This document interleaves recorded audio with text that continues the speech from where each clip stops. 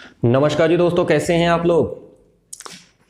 आज हम लोग पढ़ने वाले हैं हरिवंश राय बच्चन जी के द्वारा लिखी हुई एक बहुत ही मतलब इसलिए क्योंकि कहें कि हाईली मोटिवेशनल पोयम, बहुत ही ज़्यादा आपको मोटिवेट करने वाली कविता।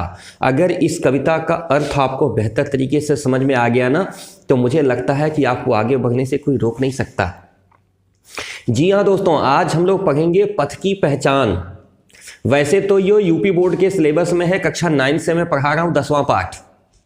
हाँ, क्लास 9 से जो लोग भी यूपी बोर्ड से पढ़ रहे हैं उनके लिए क्लास 9 में 10वां पाठ है। ये हरिवंश राय बच्चन जी के द्वारा लिखी गई पुस्तक है सतरंगिणी पुस्तक से लिया गया स्टेटमेंट है ये, पथ की पहचान।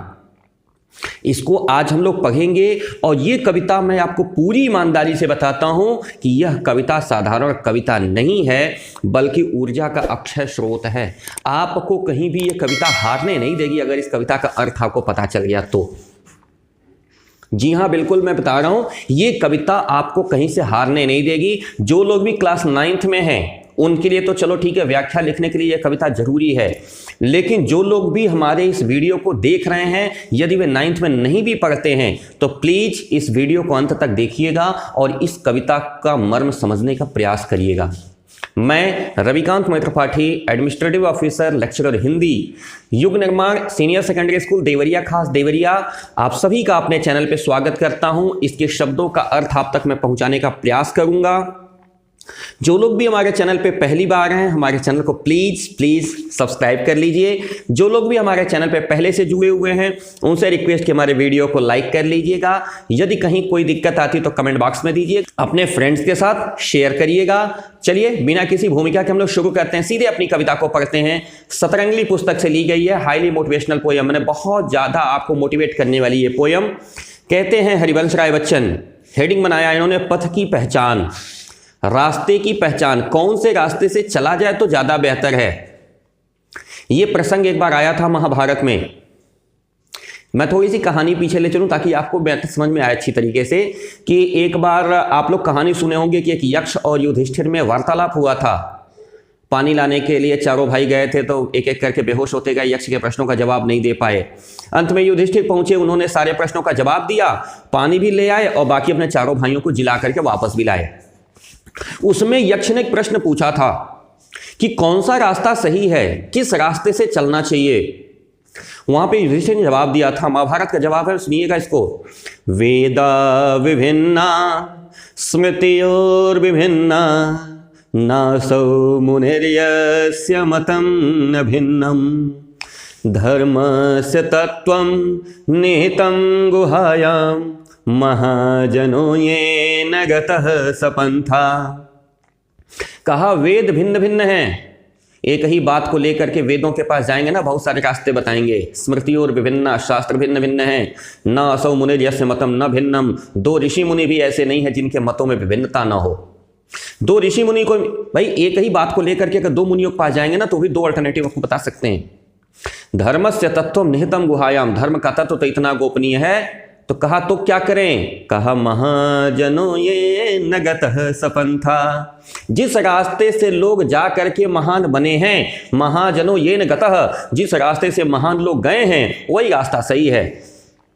आप देखिए कि कौन से लोग महान बने हैं, किस तरीके से महान बने हैं, किस रास्ते से चले हैं, बस उसी रास्ते को पकड़ लेने की आवश्यकता है। मैं थोड़ा सा चलता हूं लौकिक संसार में। एक बहुत अच्छे शायर हुए बशीर बद्र साहब, मैं कभी कभी पढ़ता हूं उनको। उन्होंने एक जगह गजल लिखी है, तन्हा तन्हा हम रो लेंगे महफिल महफिल गाएंगे, तन्हा तन्हा हम रो लेंगे महफिल महफिल गाएंगे, जब तक आंसू पास रहेंगे तब तक गीत सुनाएंगे। तुम जो सोचो वो तुम जानो, तुम जो सोचो वो तुम जानो, हम तो अपनी कहते हैं, देर न करना घर जाने में वरना घर खो जाएंगे। और उस शेर का बीच में बहुत सारी लाइनें हैं, अंतिम बंद मैं लेकर आपके सामने रखता हूं जिसकी यहां जरूरत है। उन्होंने कहा कि बच्चों के नन्हे हाथों को चांद सितारे छूने दो, बच्चों के नन्हे हाथों को चांद सितारे छूने दो, 4 किताबें पढ़कर वो भी हम जैसे हो जाएंगे। किन राहों से दूर है मंजिल, कौन सा रास्ता आसान है। किन राहों से दूर है मंजिल, कौन सा रास्ता आसान है, जब हम थक कर रुक जाएंगे औरों को बतलाएंगे। यानी जो हमारा अनुभव होगा ना, वो हम अपने पीछे आने वाले लोगों को देते हुए जाएंगे। यही कारण आगे बढ़ने का, दूसरा कोई रास्ता नहीं। आइए चलते हैं सीधे हम लोग हरिवंश राय बच्चन के पास।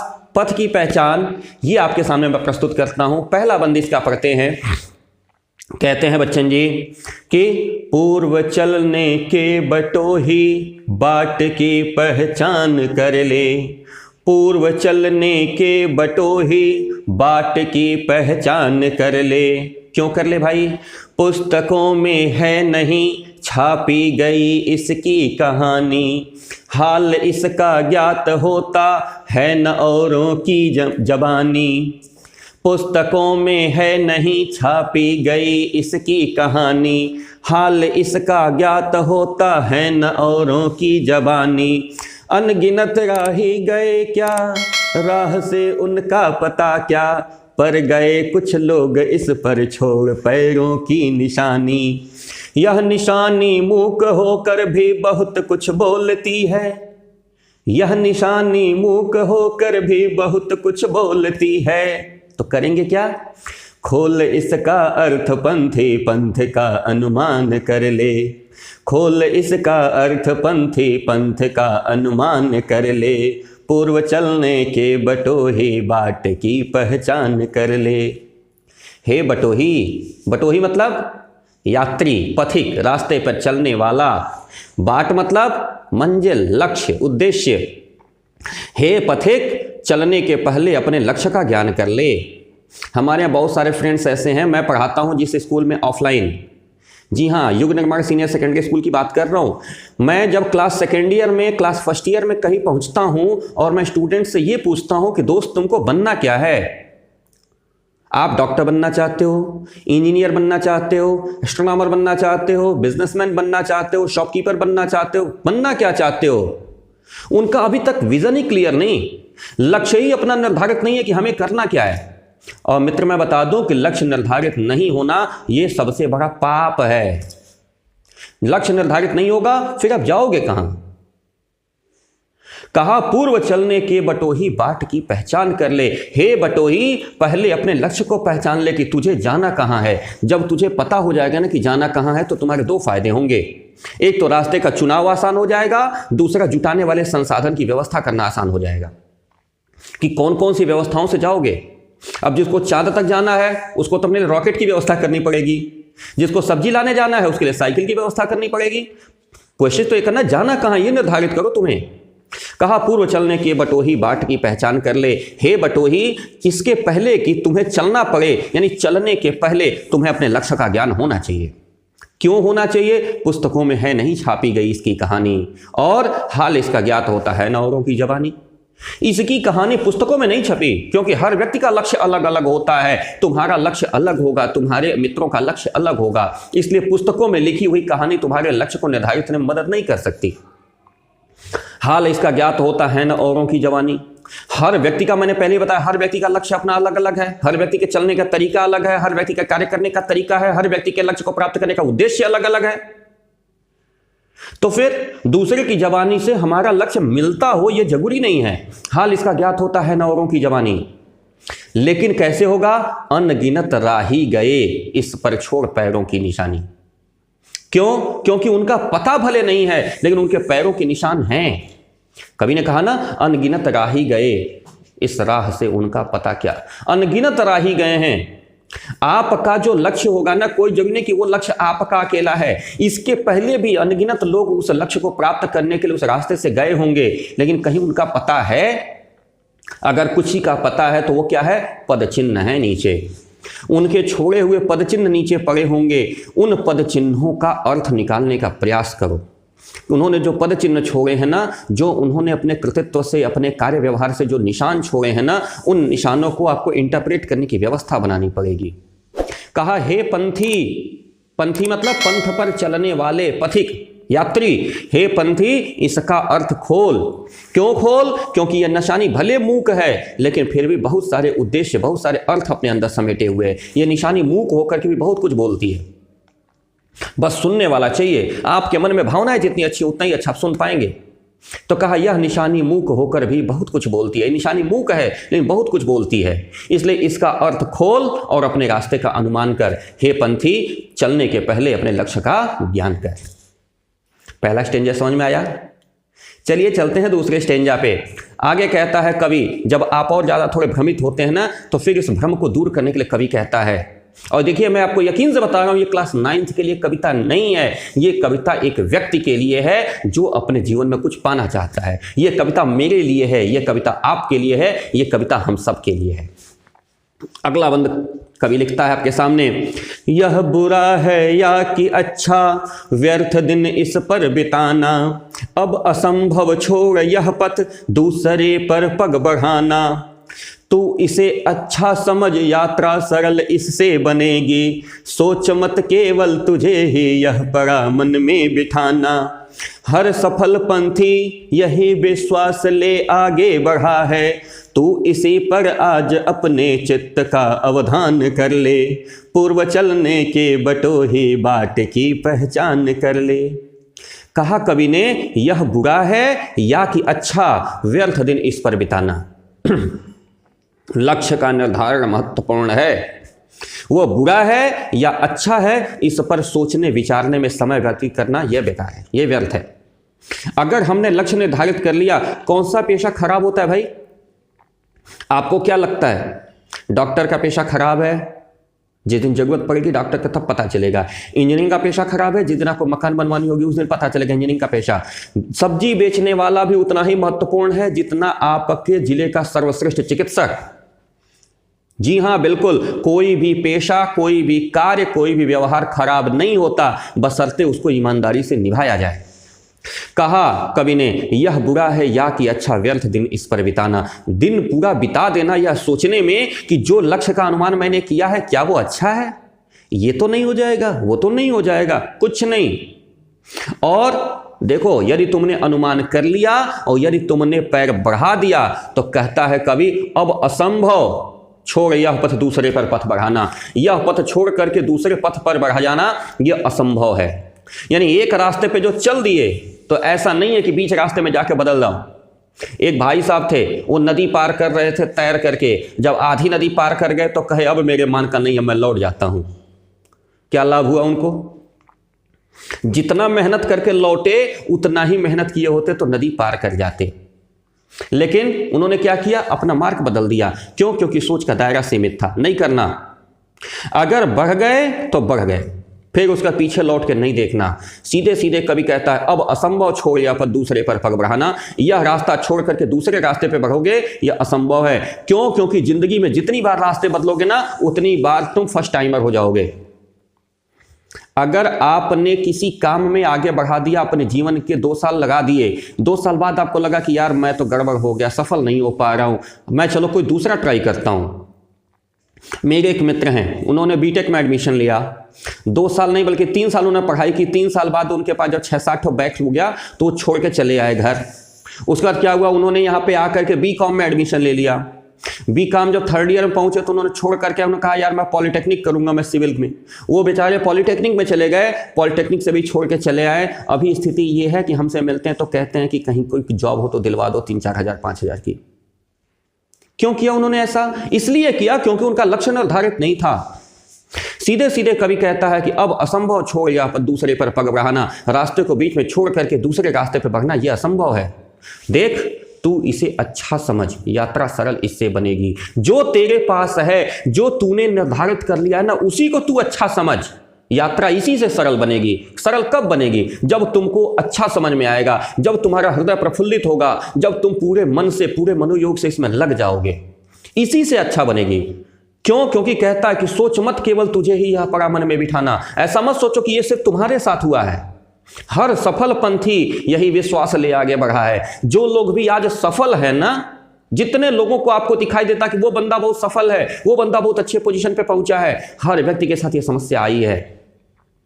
जी हाँ, हर व्यक्ति के साथ। अगर आपको लगता है कि वह व्यक्ति सफल है, मुझे उसके जैसा बनना है, और उसके जैसा बनने के लिए अगर आपने अपना डोमेन चेंज किया तो आप न्यूकमर हो जाओगे। इसलिए इसको चिंतित मत करो, इससे चिंता में पड़ो ही मत। ऐसा मत सोचो कि केवल तुम्हारे साथ ये समस्या आई है। जितने भी सफल लोग हैं ना, हर व्यक्ति संघर्ष करके ही यहां बढ़ा है, सबके साथ ये समस्या आई है। हर सफल पंथी, जितने भी सफल पथिक है ना, सबके सामने यही समस्या आई और हर पथिक इसी विश्वास को लेकर के आगे बढ़ा है। तू भी आज इसी पर अपने चित्त यानी हृदय का अवधान कर ले। अवधान का मतलब निश्चय कर ले, फिक्सेशन कर ले, अपने हृदय को दृढ़ कर ले, इसी विषय पर अवधान कर ले, मतलब लक्ष्य पर केंद्रित हो जाओ, निश्चित हो जाओ, फिक्स हो जाओ। तू भी अपने लक्ष्य पर अपने आप को नियंत्रित कर ले, अपने केंद्रित कर ले।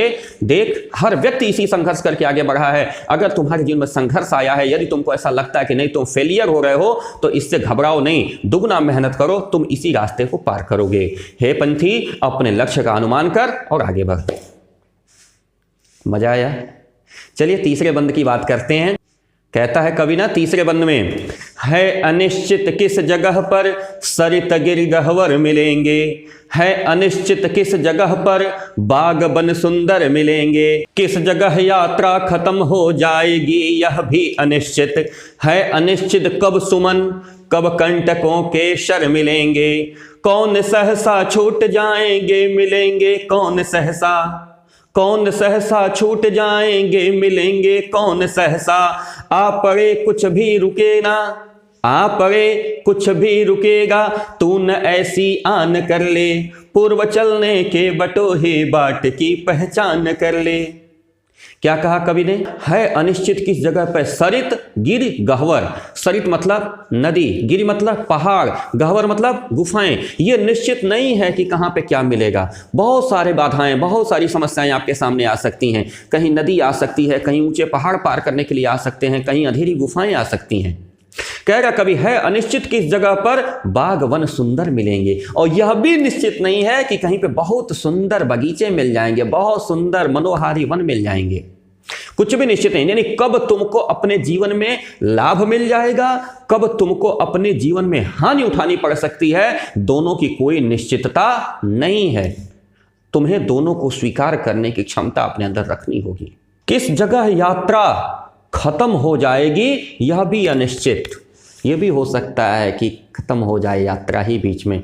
यह जीवन हमारा अपना नहीं है, प्रभु का दिया हुआ है। कब ले लेगा मुझे भी नहीं पता, आपको भी नहीं पता। मैं यहाँ वीडियो बना रहा हूँ, आप वहाँ बैठ करके सुनने का प्रयास कर रहे हैं। कोई पता है क्या कि अभी 1 घंटे बाद मैं कहाँ रहूँगा, आप कहाँ रहोगे? नहीं पता।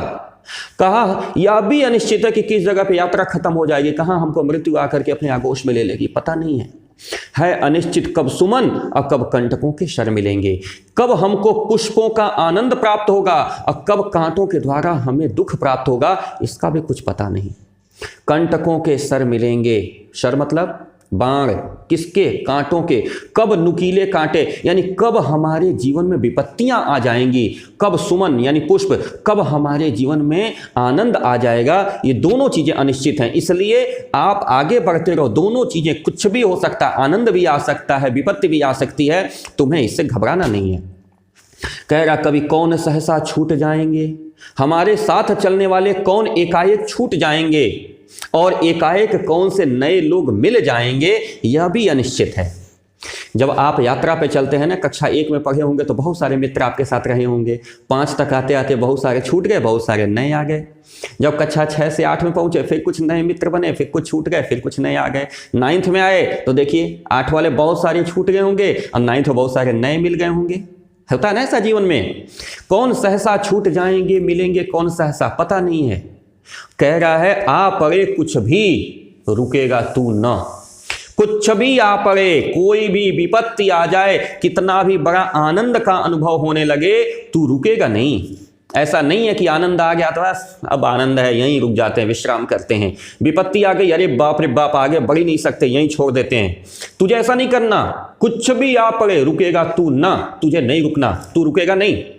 आज ऐसी आन कर ले, आज तुम्हें ऐसा विश्वास कर लेना है। आन मतलब विश्वास, प्रतिष्ठा, इज्जत, यानी कुछ भी हो जाए तू हिलेगा नहीं अपने लक्ष्य से, तू अपने लक्ष्य के प्रति केंद्रित रहेगा। हे बटोही, पूर्व चलने के अपने लक्ष्य की पहचान कर ले और अपने रास्ते पे बढ़ जाए। चौथा बंद इस कविता का कहता है, कौन कहता है कि सपनों को न आने दे हृदय में, देखते सब हैं इन्हें अपने समय अपने उम्र में, और तू कर यत्न भी तो मिल नहीं सकती सफलता। ये उदय होते लिए कुछ ध्येय नैनों के निलय में, किंतु जग के पंथ पर यदि स्वप्न दो तो सत्य 200।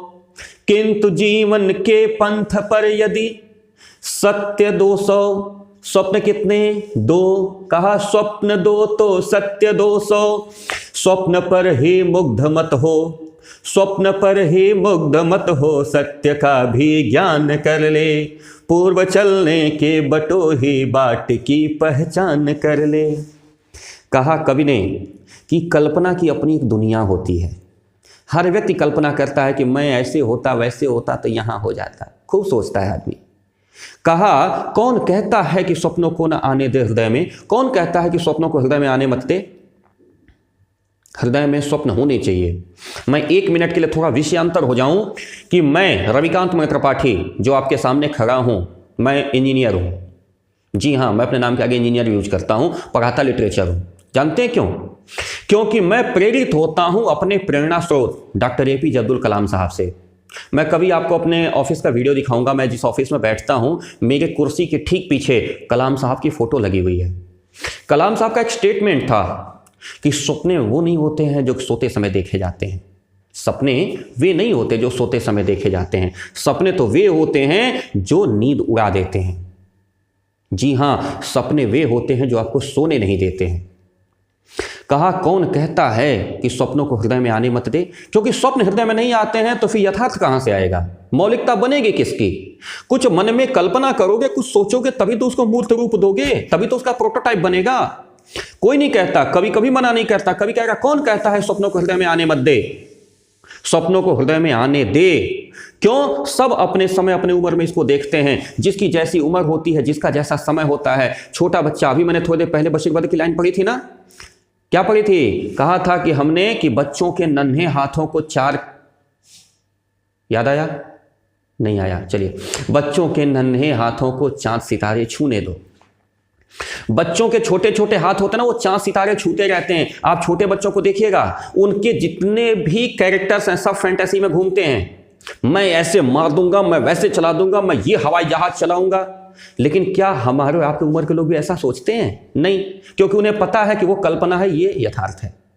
अपने समय अपने उम्र में हर व्यक्ति की कल्पना, हर व्यक्ति का स्वप्न अपने हिसाब से चलता है। सब अपने हिसाब से देखते हैं। और देख, तू भी अगर यत्न करेगा ना, किस पर? स्वप्नों पर, तो सफलता मिलने वाली नहीं है। स्वप्न की बात करें, अगर तू केवल स्वप्न पर यत्न करेगा, यानी केवल कल्पना में खोया रहेगा, केवल विचारों में खोया रहेगा, केवल नवीन स्मृतियां बनाता रहेगा, तो इससे सफलता मिलने वाली नहीं है। क्यों? क्योंकि ये उदय होते कुछ समय के लिए, ये कुछ समय के लिए उदय होते हैं। स्वप्नों का संसार बहुत लंबा नहीं चलता। और ध्येय नयनों के निलय में, नयनों के निलय में, निलय का मतलब होता है कोष्ठक, घर। निलय घर या कोष्ठक का पर्यायवाची है, प्रयोग करिएगा कहीं, बहुत सुंदर शब्द है संस्कृत साहित्य का, निलय। निलय मतलब कोष्ठक, डब्बा, घर, कोठरी।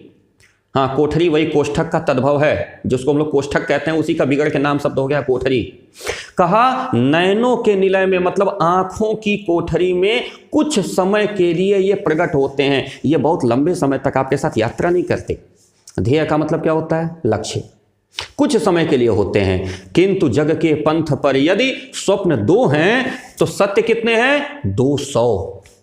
जगत के पंथ पर, रास्ते में जब आप आएंगे, कौन से रास्ते में? संसार के यथार्थ में। जब आप जीवन में उतरेंगे तो आपको पता चलेगा कि स्वप्न अगर 2 हैं तो सत्य कितने हैं? 200। यानी यथार्थ का संसार बड़ा है, वास्तविकता का संसार बड़ा है, स्वप्न का संसार बहुत बड़ा नहीं है। कल्पना का संसार भंगुर है, लेकिन यथार्थ का संसार भंगुर नहीं है, वो लंबे समय तक यात्रा करेगा। कहा स्वप्न पर ही मुग्ध मत हो, सत्य का भी ज्ञान कर ले। हे बटोही, स्वप्न पर मुग्ध मत हो। तुम्हें ज्ञान किसका करना है? सत्य का। यानी किसी के द्वारा दिखाए गए सपनों पे भरोसा मत करो। तुम अपने बाहुबल पे, तुम अपने पौरुष पे, तुम अपने पुरुषार्थ से सत्य का ज्ञान कर ले। हे बटोही, बाट की पहचान कर ले, इसके पहले कि तुझे रास्ते पे चलना पड़ जाए। और अंतिम बंद इस कविता का हम लोग पढ़ेंगे। कहता है कवि, स्वप्न आता स्वर्ग का, दृग कोरकों में दीप्ति आती। स्वप्न आता स्वर्ग का, दृग कोरकों में दीप्ति आते, पंख लग जाते पगों को, ललकती उन्मुक्त छाती। रास्ते का एक कांटा पांव दिल का चीर देता, रास्ते का एक कांटा पांव दिल का चीर देता। रक्त की दो बूंद गिरती एक दुनिया डूब जाती, रक्त की दो बूंद गिरती एक दुनिया डूब जाती। आँख में हो स्वर्ग लेकिन पांव धरती पर टिके हों, आँख में हो स्वर्ग लेकिन पांव धरती पर टिके हों। कंटकों की इस अनोखी सीख का सम्मान कर ले, पूर्व चलने के बटोही बाट की पहचान कर ले। क्या सुंदर लाइनें लिखी। ये फिर देखिए उसी तरह से मोटिवेशनल हो गया। कहा स्वप्न आता स्वर्ग का, जब स्वर्ग का स्वप्न आता है, स्वर्ग मतलब परम आनंद, कि इसके बाद जब कुछ पाने की इच्छा न रह जाए तब तो स्वर्ग है ना। स्वर्ग मतलब मोक्ष। सांसारिक मोह माया में जो कुछ भी चीजें हमारे पास हैं वो सारी चीजों से मन संतुष्ट हो जाए तब तो हम स्वर्ग की कामना करते हैं ना। स्वर्ग मतलब परम आनंद, अब इसके बाद कुछ नहीं चाहिए। कहा आंखों में जो स्वर्ग का सपना आता है तो क्या होता है, दृग कोरकों में जो नेत्र के जो कोर हैं दोनों तरफ, उसमें दीप्ति आ जाती है, प्रकाश चमकने लगता है, यानी नेत्र ज्यादा सजल हो जाते हैं, उज्जवल हो जाते हैं और चमकने लगते हैं। स्वर्ग का जो स्वप्न आता है यानी परम आनंद का, जब आपको ये अनुभव होता है, जब ऐसी कल्पना आप कर लेते हैं कि मैं वहां पहुंच जाऊंगा तो फिर आनंद ही आनंद होगा, तो आंख प्रकाशित होने लगती है, आंखों में चमक आ जाती है। पंख लग जाते पगों को, पैरों को पंख लग जाते हैं, यानी जो पैर आपके चल रहे थे ना अपने लक्ष्य के प्रति, उसमें स्पीड आ जाती है, यानी जो अभी तक उसमें चाल थी वो वेग हो जाती है, उसमें त्वरण शामिल हो जाता है। कहते हैं ना, हाँ, एक्सीलरेटर स्पीड उन दोनों वेलोसिटी, स्पीड में एक्सीलरेशन आ जाता है, वेलोसिटी बन जाती है। पता नहीं, शायद फिजिक्स में ऐसा होता है, आप लोग पता करिए, जो फिजिक्स वाले होंगे जानते होंगे, हमको लगता है बेहतर। हाँ, स्मॉल यू और स्मॉल वी का अंतर होता है ना, कुछ ऐसा ट्राई करिएगा, अपने सर से पूछिएगा, बताएंगे। तो क्या कहा उसने, कहा कि पंख लग जाते पगों को, पैरों को पंख लग जाते हैं और आप और तेजी से अपने लक्ष्य को प्राप्त करने के लिए बढ़ने लगते हैं। ललकती उन्मुक्त छाती, आपकी छाती उन्मुक्त होकर के ललकने लगती है। उन्मुक्त होकर के मतलब एकदम बंधन विहीन होकर के, ऐसा आपको लगता नहीं, सारे बंधन टूट गए, उन्मुक्त मुक्त हो गए, सारे बंधन टूट गए और आपकी छाती में और ज्यादा ललक आ गई। ललक मतलब उत्साह आ गया और आगे की तरफ बढ़ जाते हैं। लेकिन रास्ते का एक कांटा, एक छोटा सा व्यवधान, एक छोटी सी समस्या पांव दिल का चीर देता। दिल का जो पांव है ना, जो बहुत तेजी से बढ़ा था, उसको वो चीर देता है, यानी उसको दुख पहुंचा देता है, यानी एक छोटी सी समस्या रास्ते में आ जाती है। रक्त की दो बूंद गिरती एक दुनिया डूब जाती। जैसे ही रक्त की दो बूंद गिरती है, जैसे ही वो पांव हमारा घायल होता है, चोटिल होता है, यह जो स्वप्न की जो दुनिया थी ना, वो डूब जाती है, समाप्त हो जाती है। फिर हम धरातल पर लौट आते हैं, कहते हैं बेकार था, नहीं जा सकते। और वहां से फिर क्या करते हैं, या तो हम रास्ता बदल देते हैं या तो अपना अभियान छोड़ देते हैं। कहा कवि, आंख में हो स्वर्ग लेकिन पांव धरती पर टिके हों। आंख में भले स्वर्ग है लेकिन तुम्हारे पांव कहाँ होने चाहिए, धरती पे नहीं, यथार्थ के धरातल पे टिके होने चाहिए, यानी वास्तविकता का भान होना चाहिए, केवल कल्पना में नहीं उड़ना चाहिए। आंख में भले तुम्हारी कल्पना है तो क्या हुआ, लेकिन पांव कहाँ होने चाहिए, यथार्थ में होने चाहिए, सत्य के धरातल पर होने चाहिए। कहा कि कंटकों की इस अनोखी सीख का सम्मान कर ले। कांटे आपको रास्ते में हर जगह यही बताते हैं कि तुम्हें क्या करना है। फूल तो आपको हमेशा सलाह करके आगे बढ़ा देते हैं, कांटे क्या करते हैं, आपको चुभ चुभ करके बार बार अनुभव कराते हैं कि तुम यहाँ गलत हो, तुम अब यहाँ पे सही कर लो। कंटकों की इस अनोखी सीख का सम्मान कर ले। कांटों ने जो तुमको सीख दिया ना कि यथार्थ के धरातल पे रहो, कल्पना की दुनिया में मत उड़ो। हे पंथी, हे बटोही, अपने लक्ष्य की पहचान कर लो और आगे बढ़ो। मजा आया। सतरंगी पुस्तक से ली हुई ये कविता हरिवंश राय बच्चन जी के द्वारा लिखी हुई, और इस कविता को मैं शुरू से बता रहा हूं कि जो लोग भी अपने जीवन में अपने लक्ष्य को हार रहे हो ना, एक बार इस कविता को जरूर पढ़ें। मैं आपको बताता हूं कि यह कविता आपको बहुत तेजी से बूस्टअप करेगी। चलिए, मेरे पास एक दो और कविताएं हैं जो मैंने पढ़ाई हैं, जैसे एक अभिनव मनुष्य हम लोगों ने पढ़ा है, हमको लगता है क्लास 10th में था। इसके अलावा क्लास 12th में हम लोगों ने पढ़ा है जाग तुझको झूठ जाना। ऐसी कविताएं, उसका मैं लिंक अभी ऊपर आपको दे दूंगा, कार्ड्स में बीच बीच में मिलता रहेगा। तो आप इसको देखिएगा, पढ़िएगा और अपने जीवन में आगे बढ़ने का प्रयास करिएगा। ठीक है दोस्तों, चलिए फिर मिलते हैं जल्दी। हम तैयारी करते हैं अगले वीडियो की। आप लोग इसका क्वेश्चन आंसर व्याख्या तैयारी कर लीजिए और फिर बस ऐसे ही मुलाकात होती है। चलते चलते रिक्वेस्ट कि हमारे इस चैनल को सब्सक्राइब कर लीजिएगा, वीडियो अच्छा लगा लाइक कर लीजिएगा, और यदि हमको कंटेंट अच्छा लगा तो अपने फ्रेंड्स के साथ शेयर करिएगा। दिक्कत आती तो प्लीज़ कमेंट बॉक्स में हमको दीजिए, हम इसके लिए बैठे हुए हैं, हम ढूंढ रहे हैं कि आप कुछ पूछो मैं आपको बताऊं। ठीक है दोस्तों, एक बार फिर से 13,000 सब्सक्राइबर पूरा करने के लिए आप सभी सब्सक्राइबर्स को बहुत बहुत धन्यवाद, हृदय की गहराइयों से साधुवाद। मिलते हैं, नमस्कार, सत श्री अकाल, जय।